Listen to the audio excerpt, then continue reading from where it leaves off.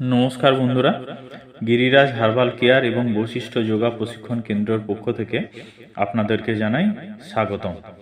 আমাদের রান্নাঘরে থাকা বিভিন্ন মশলা ঔষধি থেকে কিভাবে আমরা আমাদের ছোটোখাটো অসুবিধাতে সেগুলোকে ওষুধ রূপে ব্যবহার করতে পারি সেই নিয়ে বিশেষ আলোচনা পর্বে আজকে রয়েছে জোয়ান। পচা ঘা, শরীরের ঘা অনেক সময় দূষিত হয়ে যায়, সহজে শুকাতে চায় না। তখন কি করবেন? পরিমাণ মতন জোয়ান ভালো করে ধুয়ে নিন, শিলে বাটুন।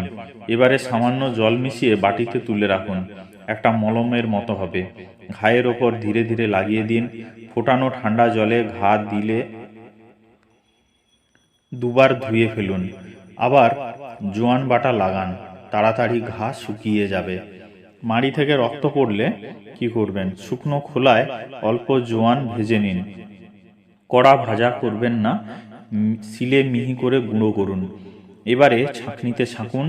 মিহি গুঁড়ো পরিষ্কার শিশিতে তুলে রাখুন। দিনে দুবার এই গুঁড়ো দিয়ে দাঁত মাজুন। পেটের গোলমালে, লিভার খারাপ হলে বা শরীরের যে কোনো রকম গোলমাল শরীরের ভালো থাকে না, অবশ বোধ হয়, বহুদিন ধরে পেটের গোলমাল চললে শরীরে রক্ত কমে যায়, অ্যানিমিয়া হয়, কি করবেন? জোয়ান 1 চা চামচ, জল 1 গ্লাস। ফোটানো গরম জলে জোয়ান ধুয়ে ফেলুন।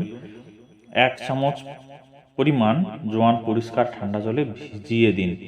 অন্তত 3 থেকে 4 ঘন্টা ভিজতে হবে। হালকা বাদামি রঙের জল বেরিয়ে আসবে। জোয়ান জল এবারে ছেঁকে নিয়ে বারে বারে খান। ডায়রিয়া অথবা আমাশয় রোগীকেও এভাবে খাওয়ানো যেতে পারে। প্রস্রাব কম হলে ওই একই উপায়ে জোয়ান জল তৈরি করুন।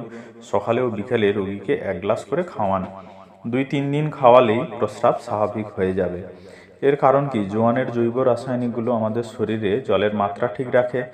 জোয়ানে থাইমাল নামে একটা জৈব রাসায়নিক থাকে। থাইমাল জীবাণু মেরে ফেলতে পারে। মনে রাখবেন, জোয়ানে ফাইটিন নামের একটা জৈব রাসায়নিক আছে, যা আমাদের শরীরের খনিজ লবণ, ফসফরাস ও লোহাকে টেনে নেয়। ফলে জোয়ান উপকারী হলেও বেশি খাওয়া উচিত নয়, একটু ভেজে খেলেই ভালো। আর বন্ধুরা, ভিডিওটির শেষে আমি আরেকটি কথা আপনাদেরকে বলবো যে আপনারা কিন্তু অবশ্যই একজন অভিজ্ঞ ডাক্তারবাবুর সাথে কনসাল্ট করেই যে কোনো প্রাকৃতিক ওষুধ ব্যবহার করবেন।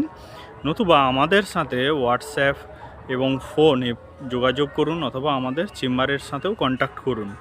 নতুবা আপনারা যদি কম জেনে কোনো ভুল ট্রিটমেন্ট করিয়ে থাকেন, সেক্ষেত্রে কিন্তু আমার এই ইউটিউব চ্যানেল কোনোভাবে দায়িত্ব নেবে না। আরেকটি কথা আমি বলবো যে আপনারা সবসময় চেষ্টা করবেন যে বাড়িতে চাষ করা খাঁটি ভেষজ ওষুধ বা নিজের হাতে বানানো গুঁড়ো থেকেই আপনারা ভেষজ ওষুধগুলো নেবেন। তাতে করে আপনারা রেজাল্ট খুব ভালো পাবেন। আর ভিডিওটি ভালো লেগে থাকলে তাহলে অবশ্যই সাবস্ক্রাইব করবেন এবং বন্ধুবান্ধবের মধ্যে শেয়ার করবেন। ধন্যবাদ ভিডিওটি দেখার জন্য।